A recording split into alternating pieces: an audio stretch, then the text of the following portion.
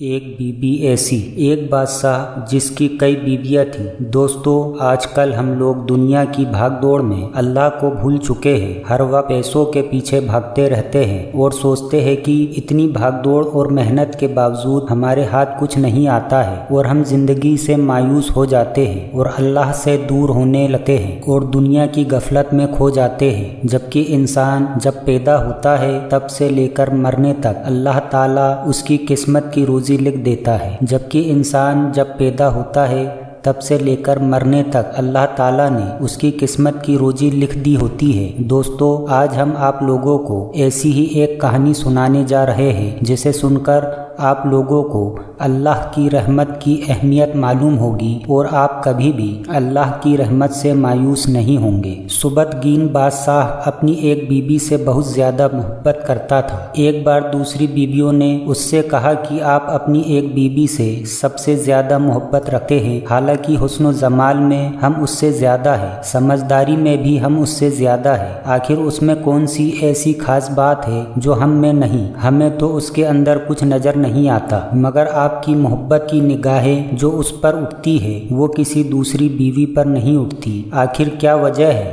بادشاہ نے کہا، اچھا، میں کسی دن اس کا جواب تم سب کو دے دوں گا۔ اس کے بعد اس کی بیویاں یہ بات بھول گئی۔ ایک دن سبکتگین نے اپنے گھر کے صحن میں بیٹھ کر کہا، آج میں اچھے مزاج میں ہوں، اس لیے میں چاہتا ہوں کہ میں تم میں سے ہر ایک کو اچھے اچھے انعام سے نوازوں۔ وہ یہ بات سن کر خوش ہوئی کہ آج ہمیں شاہی خزانے سے انعام ملے گا۔ صحن میں سونے، چاندی اور زواہرات کے ڈھیر لگا دیے گئے۔ بادشاہ نے سب کو بلا کر کہا کہ اس صحن میں جو چیز پڑی ہوئی ہے ان میں سے جس چیز پر جو بیوی ہاتھ رکھ لے گی اس کو وہ چیز انعام کے طور پر دے دی جائے گی۔ چنانچہ جس وقت میں اشارہ کروں تم دوڑ کر اپنی پسند کی چیز پر ہاتھ رکھ لینا۔ بیویاں تیار ہو گئی اور انہوں نے اپنی اپنی پسند کی چیزوں پر نگاہ جما لی۔ کسی نے یاقوت کے اوپر، کسی نے ہیرے کے اوپر، کسی نے سونے کے اوپر تو کسی نے چاندی کے اوپر۔ بادشاہ نے اشارہ کیا تو بیویوں نے دوڑ کر اپنی اپنی پسندیدہ چیزوں پر ہاتھ رکھ لیے، لیکن وہ بیوی جس پر اس کی محبت کی خاص نظر رہتی تھی وہ اپنی جگہ کھڑی رہی۔ جب سب نے دیکھا کہ ہم نے قیمتی چیزوں پر ہاتھ رکھ لیے مگر اس نے کسی چیز پر ہاتھ نہیں رکھا تو وہ ہنسنے لگی اور بادشاہ سے کہنے لگی، بادشاہ سلامت، ہم کہا کرتے تھے کہ یہ بے وقوف ہے اور اس کے اندر عقل کی کمی ہے، اور آج اس کی عقل کی کمی کھل کر سامنے آ گئی۔ یہ تو بس سوچتی رہی، لہٰذا آج اس کے پلے کچھ نہیں آیا۔